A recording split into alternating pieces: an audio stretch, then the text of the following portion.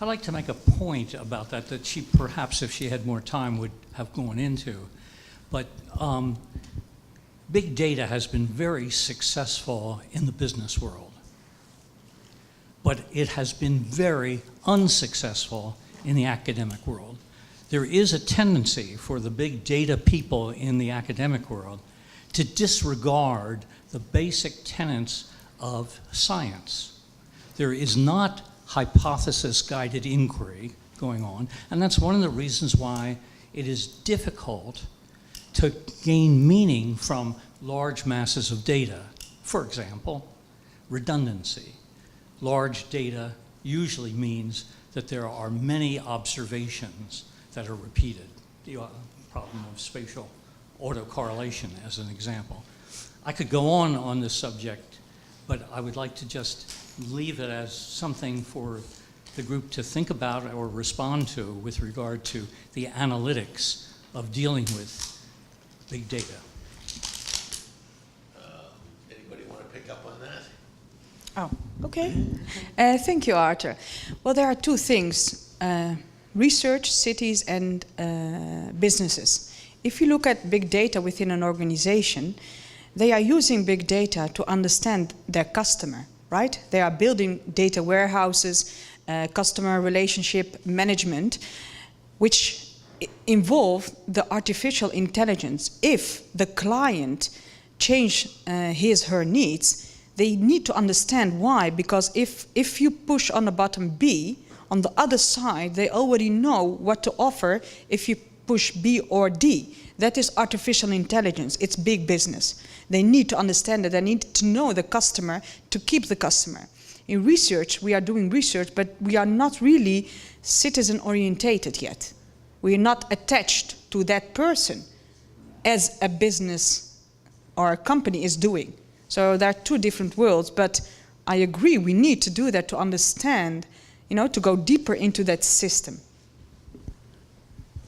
Can I just make a quick point that I agree entirely with you, Art. Most of the big data we've come across is, first of all, highly unstructured. That's the first point. So to some extent, a lot of the analysis, the data mining, is to actually introduce structure into it, which there isn't any structure in it. You have to find out what it is, basically.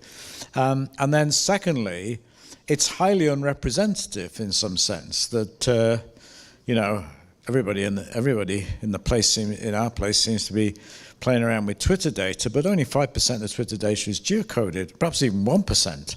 And so it's unrepresentative, if you start plotting maps of it, of everything else. And we know from lots of surveys that a lot of this new data, which is big because it's an individual basis, is highly unrepresentative in terms of who's dealing with it, like in terms of age cohorts and so on.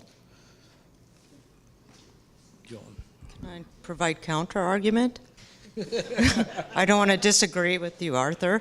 But I think there's... Okay, I'm disagreeing with you guys. Yeah, we're friends, so I'm disagreeing with... Yes, okay. No, I think that there are also issues with small data as well. We can, yeah. Of course, bias and those kinds of things, and unrepresentativeness of populations and whatnot with small data. I also think that there's a big role for big data in terms of hypothesis testing, and most obvious, yeah, I'm agreeing with you now, maybe, the most obvious one is use of big data for formulating research hypotheses, right? Mining the data and maybe coming up with hypotheses that you wouldn't have thought of otherwise.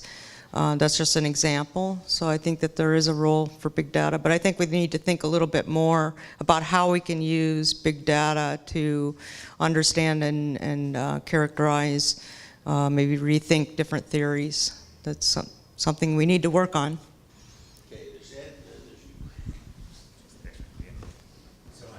I was going to say something else, but I actually want to respond to Art's comment first of all, because I'm about to leave to go spend half an hour with a computer scientist co-author of mine at MIT, from MIT, who works on big data in the visual context. And I think in some sense you're exactly right, which is that big data comes out of computer science, and it comes out with a purely predictive use. That's what they do, right? They write predictive models. They're judged based on R squared, right, which is not our standards in the social sciences. But they'll get there, and they'll get there by working with us. So it's not, I mean, you can take this criticism as being apt about much of big data at this point in time, but still agree entirely with the three presenters that we're looking at a future in which this will become increasingly incorporated as part of our tools, and I think that's as it should be. I wanted to respond on specifically autonomous vehicles, though, because I mean, I enjoyed all three papers a great deal, but I specifically wanted to weigh in on the transport side, which is the future of AVs seems entirely dependent to me on whether or not we also get congestion pricing that goes along with them. That in fact, if what autonomous vehicles do is they largely decrease the marginal cost of sitting in traffic, we're going to have a flood of more people sitting in traffic. And that will undo any engineering advantages that could potentially come from AVs. So I wondered if you had thought of, it seemed like your simulation models were the right places to think about that. You can put in different elasticities of response to different prices. And presumably there's also different ways of thinking about pricing. So Singapore seems to be moving to a complete GPS-based pricing model, which is, of course, much less cumbersome than, let's say, the current London model, which I applauded. But of course, it's expensive in implementation, and it's very coarse. So thinking about how to do these agent-based models with different types of pricing and to tell us something quantitative about what it would do to the traffic experience in the city. Yeah, so this is just to point out, this is just the very beginning of our work in this area. But I think introducing the kinds of things that you're talking about are very important. And a lot of people are talking about this issue of induced demand, that, I mean, it's just like when you add lanes of highway, yeah, okay, it increases average speed. But then in the long run makes it more attractive to use those roads, and then the congestion comes back. So I think it's very, very important to incorporate things like congestion pricing and demand management techniques. And agent-based modeling, I think, would provide a very convenient and compelling way of doing that. And thank you for the suggestion. Could I just make a quick point on that? That I'm a recipient of congestion charging, of course. I live within the zone. Although as a resident, you basically get a 90% discount. You have to buy the ticket for the week, but you get a 90% discount as a resident. However, a couple of weeks ago, the mayor just introduced the T zone, which is the toxic zone, basically. So any car which is older than 2006 has to pay £10 a day, as well as the congestion charge, to enter the zone. Unfortunately, of course, my Mercedes diesel is 2005. You can blame Mercedes for cars that last forever, basically, these days. But I just want to make a point. I think this question of pricing is really important, and that might be to some extent what we see in terms of the uses of big data. In particular, I'm very intrigued by what's going on in Singapore, where, for example, they're altering the prices on the subway according to whether a line is at capacity or not. And I've seen some recent proposals in terms of grants to the Land Transport Authority there, which suggest that there's all kinds of interesting policy questions that really relate to pricing. And of course, that does depend on the kind of big data through their EasyLink system that is available. Yeah, and I'm completely drawing a blank right now, but there is a recent paper that's come out. Maybe you guys, are you referring to this? Where they use big data. I have to dig it up if anybody's interested, but where they use big data to compute elasticities and whatnot along the lines of what you're talking about. But I'm having a senior moment. I also live outside the congestion zone in London and work inside it, but my bicycle doesn't cost anything to enter the congestion zone. My question is very close to the first one. I'm a sociologist, so when I see these visualizations based on big data, I'm always imagining what the people are doing, and it's often very clear what they're doing. I thought we had a very nice contrast between Michael's visualizations of people entering and exiting transit, and in Karima's visualization of people making telephone calls at Central Station in Amsterdam, and it shows that peak at the end of the working day. The city of Amsterdam would already know that there are a lot of people there at that time of day. But it was also notable that there would be just as many people there at the start of the working day, but they're not making telephone calls. When they're on their way home, they're ringing, they're saying, I'm going to be 30 minutes, do you need me to pick anything up, whatever it is. So in a sense, it's not showing the intensity of use of that space over the day, but it is showing something about behavior around the course of the day. So I just wanted to ask you to reflect, and all of you maybe you feel you've already addressed this in answering the first question, on the quality of these different kinds of big data, one produced by a transport authority, one produced by a telecommunications company, one which is publicly owned, one which is privately owned. You know, you must be dealing with those kinds of traps all the time. Go ahead.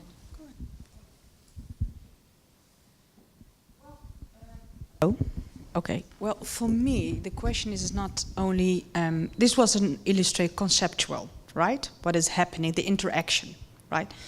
But for me, and the things that we are doing is not only interesting in big data, but the question we have to use big data from old data and new data. So it's not only to see, okay, there are people that are using mobile phones or calling people, but just an illustration, but there is more behind it. But the interesting thing is where they're at, not the fact that they're making. Sorry? The interesting thing is that they're at the station. It's not the fact that they, because some people don't make any calls.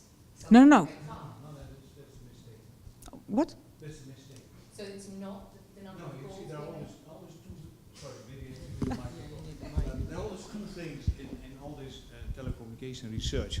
First, whether you have a mobile phone, that's number one. Second, whether it's on. And third, whether you make a call. When you make a call, it's automatically registered all over.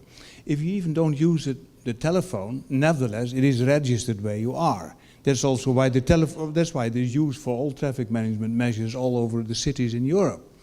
So that type of information always there. And since everyone in a car, almost 100% penetration rate, has a phone, you cover the whole thing. So you cover almost the whole population. working well. Yeah? Yeah, but you have also, We got- we can get information about that people are really there. That information also exists. But what I illustrated on that slide is only the phone calls. But if I would like to give you more illustrations, there is more data. But the focus is not only on the data that is available, but there is more behind the data. That's why I give an illustration of the piazza model. It's not only about people that are over there, but it's also for instance, what I showed or illustrate is just the phone regarding big data. But that's not the whole picture. But I guess my question was, is the advantage of that it's accessible? You can get those data easily. Because presumably the better data is the stuff that whatever the equivalent transit agency is collecting about who's coming in and out of the station. From old-fashioned passenger surveys through to, these automated. The cameras or you name it. And not all the data is accessible. Not all the data. It's not so easy. We have another question here.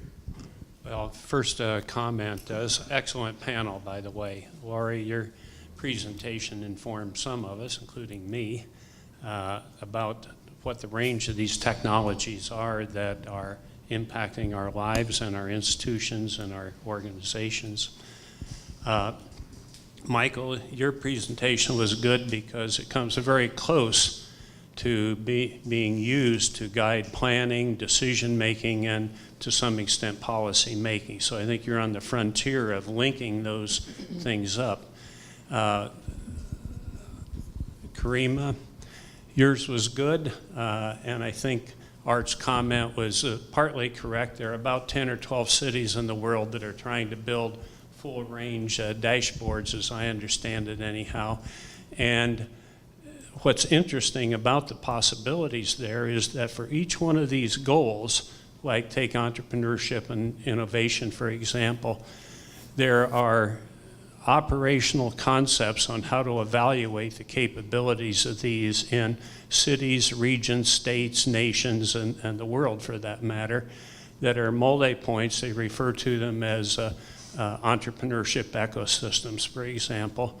You have 14 to 20 points that are the measurement points, and you can both compare performance against a large component like the nation capital or the whole country or whatever, and you can, over time, compare against past performance and what you decided you wanted to do from your dashboard to improve your performance, not only compared to your own past, but to the larger frame of reference. And this concept is actually being implemented now and tested in various places, still in an early stage, which relates back, I think, to some of the observations that Art made. So, great panel. I enjoyed it. Fantastic. It's really good. Okay, that's it.